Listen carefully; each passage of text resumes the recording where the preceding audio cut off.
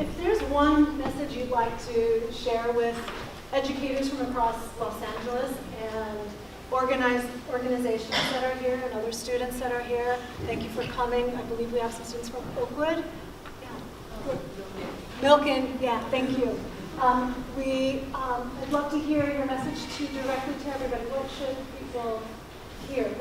What would you like a takeaway to be if you could share?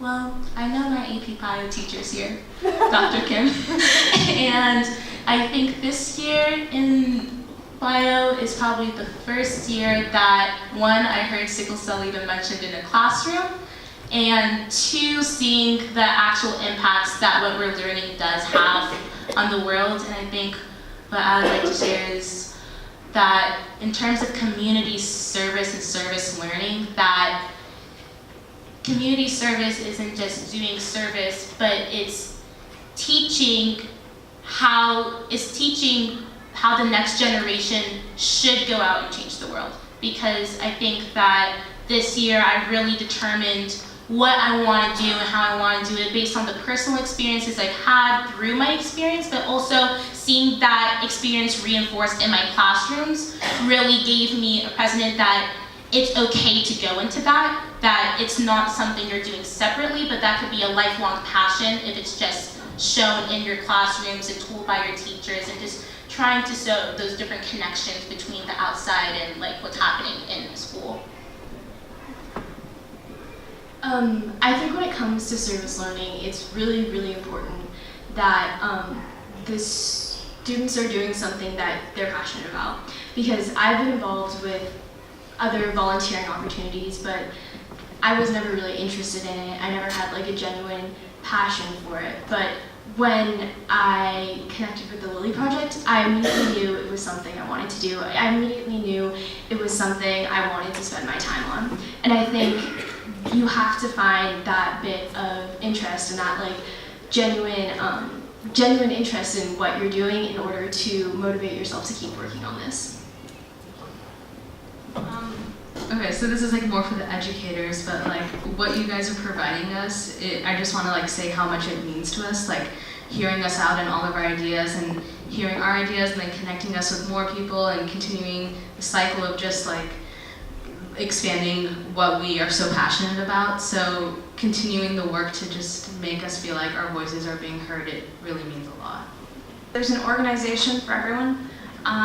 I am in the smallest little niche field of the entire thing, but I found it and it really, really worked and I really loved it. So I think every kid has a passion for something, and especially teenagers have a very key role in all of this. Teenagers have something to offer that I think other people don't, whether it's just a kid perspective or the fact that they can talk to other kids about things, or that they're growing up in a different world than some of their parents. So I think that focusing on what each individual kid in their age, in their interests, in their capabilities, of what they want to do and what they can do, just encouraging that is amazing.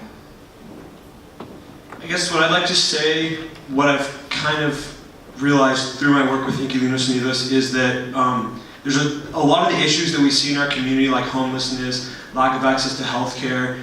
Those issues are things that we can deal with on a surface level, but if you really look at them, they originate from systemic inequalities. You know, there's a systemic lack of housing for immigrants, for lower income people, and these problems are rooted in our society, and the way that we truly affect change is not, although, I mean, collecting food for a homeless shelter is amazing, and it really helps those people. The way that to really affect lasting change, in my experience, is to take a look deeper, look at those systemic issues, and then think using the resources that we have of how we can actually go about addressing those deeper societal inequalities.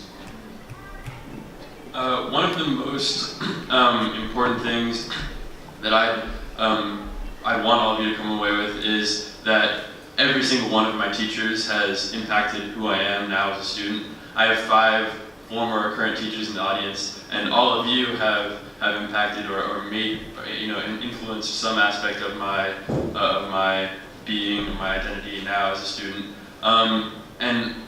So with that, I think it's it's important to consider that every single one of your classes, every single one of your lessons will even in a small amount, even if it's only an hour, influence all of your students. One example of this, last year, she unfortunately is no longer a teacher at Poly. My math teacher started the first class by acknowledging that we are learning on lands once torn away from native peoples of the Americas, and this minute maybe of acknowledgement of our past as a country framed our learning for the rest of the year. Of course, I also have to learn pre-calculus, but this constant awareness of who and what we are as a society, I think is important in education, no matter what you are teaching. Can we all please give it?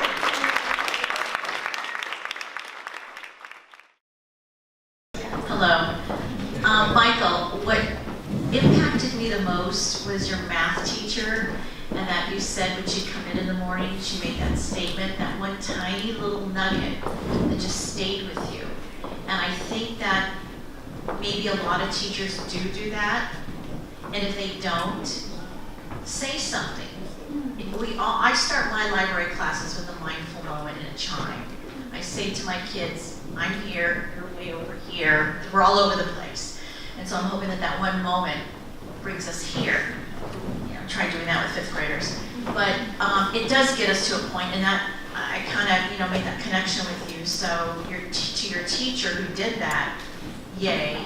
And for you, I hope we'll take that kind of snippet with you and do with others. Thank you. Thank you, May. Anyone else? Yes.